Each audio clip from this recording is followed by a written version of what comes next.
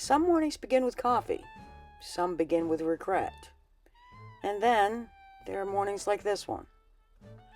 A man sits at a kitchen table in rural France, humming to himself as sunlight spills through the window. Nothing strange so far, until you notice what's in his bowl. Metal. Actual, honest-to-God metal. Little flakes of steel, bolts, washers, all swimming in a bath of mineral oil like it's a breakfast cereal for the clinically unhinged. And what's the wildest part? He's smiling. He lifts his spoon, bites down, and the house echoes with the kind of crunch that makes your dentist wake up in a cold sweat.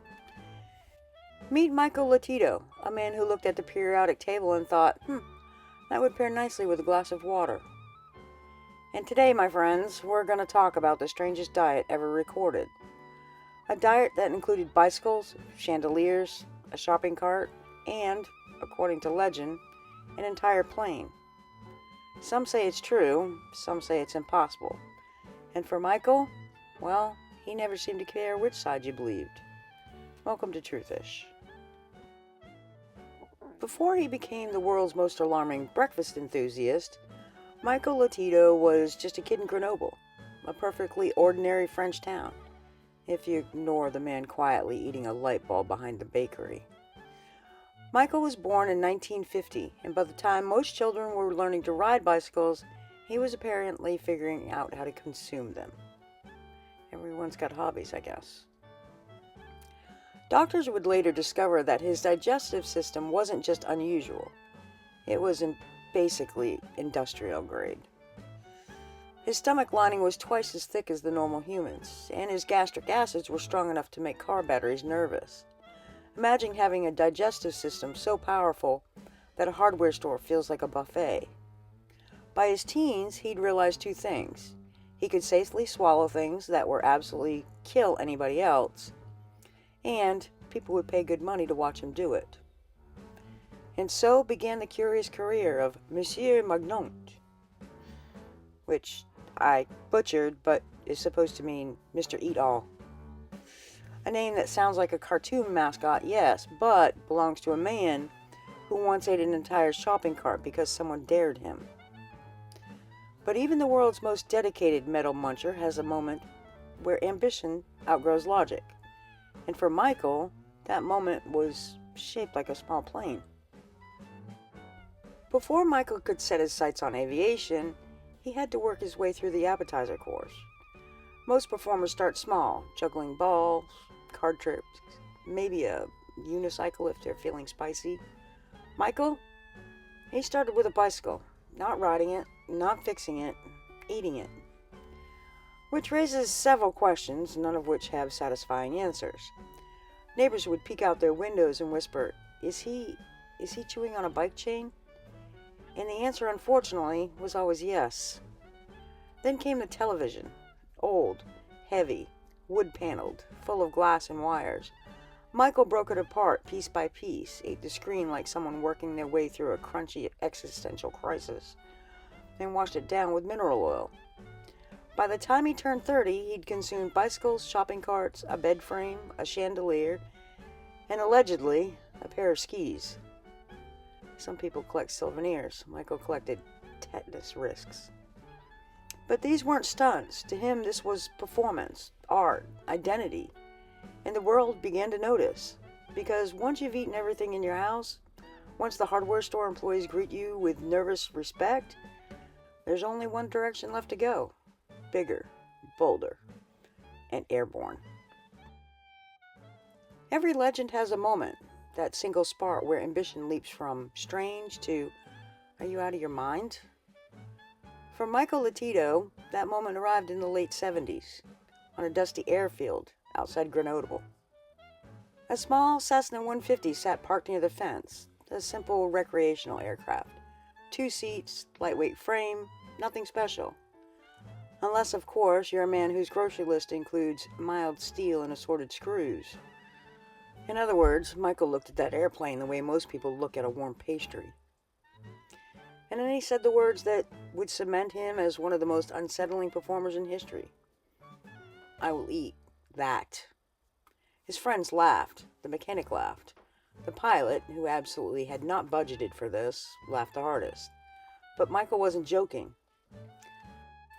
With the permission of the aircraft's owner, who I truly believe must have been going through something, Michael had the Cessna dismantled, wings removed, panels stripped, interior gutted, everything broken down into pieces small enough to swallow, or at least small enough to stare at long enough that your sanity starts to erode. And so began the most infamous chapter of his life, a feat so bizarre that now, even decades later, no one agrees whether he truly finished it. But one fact is certain. Michel Lotito had just declared war on a perfectly innocent airplane. Okay, let's pause for a moment, because if you're anything like me, your brain is currently screaming, how is this man even alive? It's a fair question, perfectly reasonable. Few of us can eat a tortilla chip wrong without medical intervention. But Michel Lotito wasn't built like the rest of us. Doctors who'd studied him found that his stomach lining was twice as thick as normal. Think of it like biological Kevlar. You know, a digestive system that looked at sharp metal edges and said, cute. His gastric acids? Off the charts. Powerful enough to break down metals that would send most emergency rooms into a group panic. Imagine having a stomach acid so strong it could theoretically dissolve a spoon. But you still complain when the salsa is too spicy. And Michael just didn't chomp into a wing like a hungry raccoon. He used a method. Every piece was cut or filed into small shards. Everything was lubricated with mineral oil. He drank extra water to help the metal settle. And he spaced the pieces over weeks and months. He wasn't reckless, just determined. In a way that makes you rethink every goal you've ever given up on. Medical professionals still debated how his body avoided metal poisoning, internal bleeding, and infection. Some said he simply had genetics in his favors. Others suspected decades of gradual conditioning. A few just shrugged and called him a miracle of biology, or a cosmic glitch that learned a new party trick. Whatever the truth, Michael had the one digestive system on the planet capable of attempting the unthinkable. Eating an airplane, one shimmering piece at a time. Once word got out that a man in Grenoble was trying to eat an airplane, the world reacted exactly as you'd expect. With concern, confusion, and a surprising amount of popcorn. Crowds started peering at the airfield, and later at small venues across France just to watch Michael calmly chew through pieces of aircraft, like he was sampling hors d'oeuvres at a very questionable wedding reception.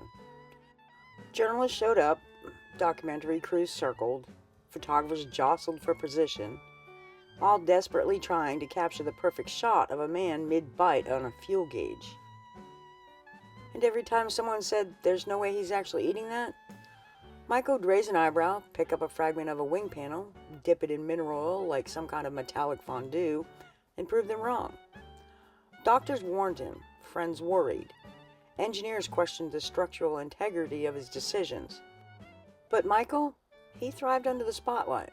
The more absurd the challenge, the brighter he seemed to glow, like a human recycling bin discovering its true destiny. And slowly, piece by piece, the Cessna 150 shrank. Wings disappeared, seats vanished, rivets and bolts became memories and, well, other forms of metal output we won't describe here. But as the crowds grew, so did the whispers. Was this a genuine feat? A performance illusion? A partially staged spectacle? Or was Michael truly doing the impossible? Truth, myth, and showmanship began to blur, and Michel Lotito stood right at the center of the chaos, chewing contentedly. For all the excitement, all the cheering crowds, and the flashing cameras, there were parts of this project Michael dreaded. Not because he was afraid, but because even a man with a stomach like a medieval forge has limits. And those limits are apparently shaped like rubber, fiberglass, and whatever unholy alloy Cessna used for bolts in 1970. The rubber hoses were the first real nightmare.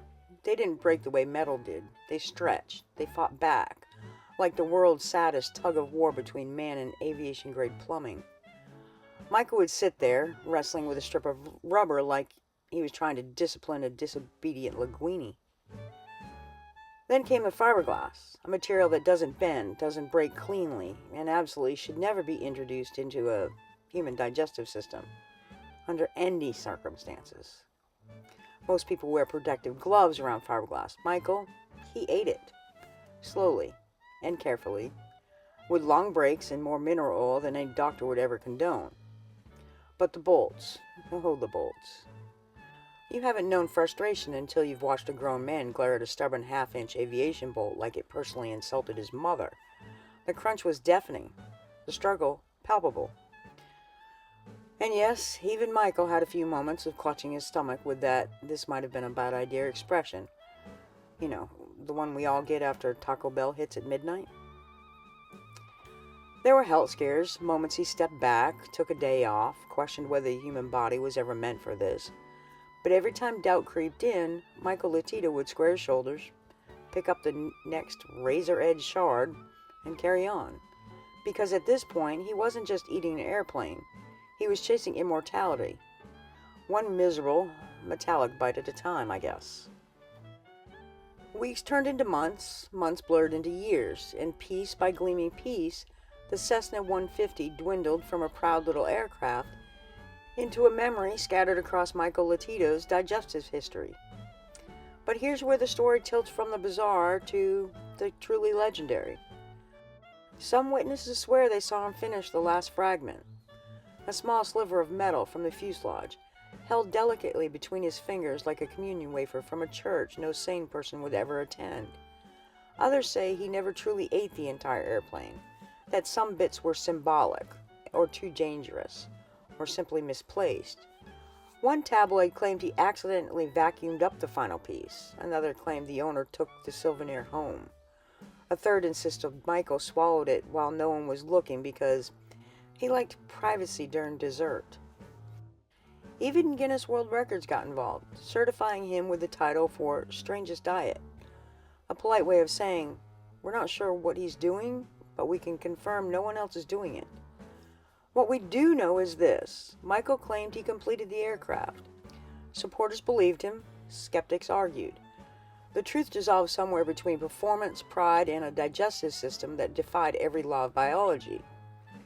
But whether he truly swallowed the very last bolt doesn't matter as much as the legacy he left behind. A man so utterly committed to his craft that reality had no choice but to bend around him. And so, sometime around 1980, Michel Lotito wiped his mouth, took a long drink of water, and declared the impossible. The plane, it's finished. In the end, Michel Lotito didn't become famous because he ate metal. He became famous because he dared to do something so spectacularly unreasonable that the whole world had no choice but to stop and stare. Most people leave behind photo albums, journals, maybe a few embarrassing Facebook posts. Michael, he left behind a resume that reads like a scrapyard inventory. Bicycles, shopping carts, a bed frame, a chandelier, and somewhere between truth and legend, the remains of a Cessna 150. Scientists studied him, doctors shrugged at him, crowds adored him, and to this day, his name still floats through weird history circles as the man who turned his digestive system into the world's largest magic trick. Whether he finished the airplane or not, it doesn't matter. Simply, he carved out a place for himself in the mythology of oddities. Michel Lotito proved one thing: humans are capable of astonishing, bizarre, and occasionally alarming feats when passion meets persistence. So, if you're ever feeling discouraged, just remember, a Frenchman once stood in front of an airplane and said, "Yeah, I can eat that." If you've made it this far and you enjoyed this strange little journey through the impossible, don't forget to like, subscribe, and keep that curiosity sharp.